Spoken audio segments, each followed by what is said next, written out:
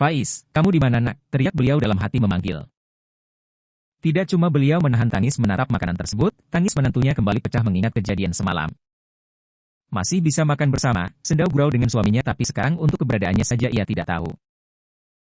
Disingkirkan cepat-cepat pin tersebut menjauh dari Salsa dan segera membuatkan segelas susu hangat yang biasa dilakukan anak lelakinya kemarin-kemarin. Dipaksa menantu untuk menghabiskan segelas susu buatan beliau agar buah hati di dalam perut tercukupi gizi.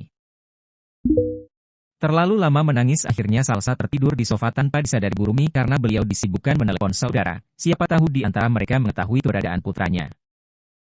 Baru beberapa menit setelah Salsa tertidur Bu Rumi baru menyadari menantunya sudah terlelap di kursi panjang meringkuk. Hafal dengan kebiasaan menantu beliau hanya meluruskan kaki dan memberinya guling sebagai pembatas agar tidak terjatuh. Dihampiri orang-orang yang bergerombol di bawah untuk menanyakan perkembangan dalam pencarian Faiz. Bagaimana Pak? Fahri mana? Bu Rumi hanya menemukan suaminya yang sibuk berkirim pesan sendiri di kafe. Entah kemana Putra dan kedua karyawan anaknya kini. Fahri sama Ali mencari Faiz ke arah pasar sama sekalian mengantar temannya Ali pulang. Papa sudah meminta bantuan Dimas dan yang lainnya untuk mencari keberadaan Faiz. Mama tenang ya. Salsa gimana? Pak Wisnu teringat akan menantu yang sedang bersusah hati. Istrinya memberitahu jika menantu mereka sudah tertidur dan tadi sempat meminum segelas susu buatan beliau. Malam ini kedua mertua Salsa ikut bermalam di kafe sampai esok pagi baru ketiganya setelah sarapan pulang kembali ke rumah.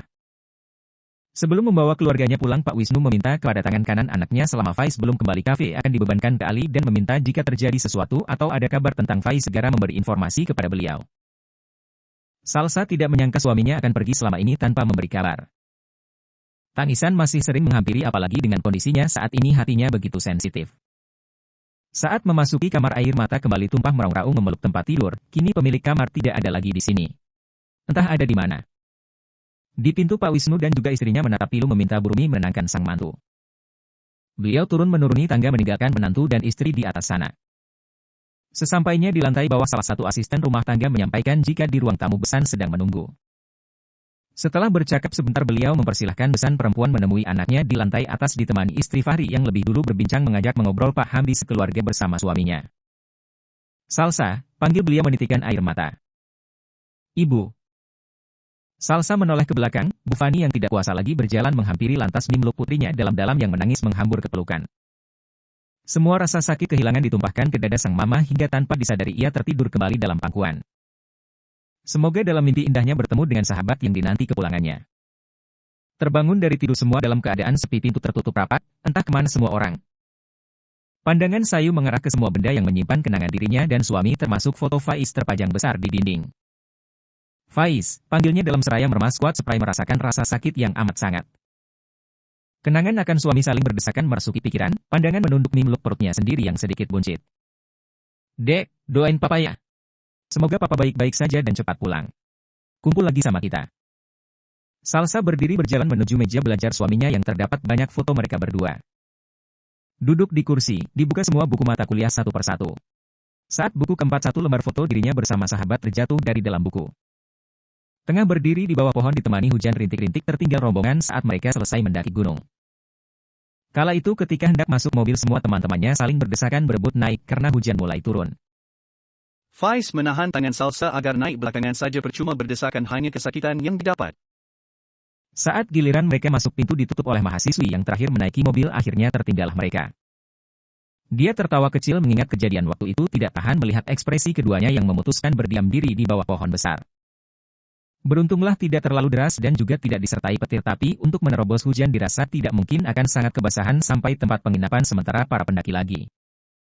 Berharap salah satu teman mereka ada yang membuka pesannya tapi tak kunjung terlihat mobil itu kembali karena semuanya sibuk membersihkan badan dari tetesan air hujan.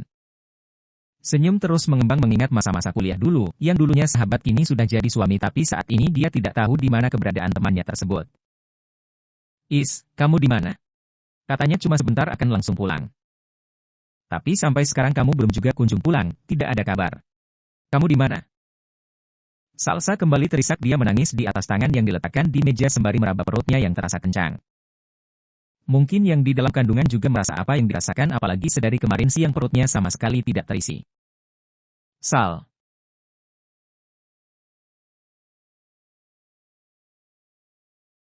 Dia menoleh air mata di pipi diusapnya asal, mertuanya menghampiri dengan membawa nampan berisi makanan dan minuman, ada pula susu hamil miliknya. Makan ya, nak. Dari kemarin belum makan. Ini sudah jam 1, nak. Faiz sudah ketemu, Ma?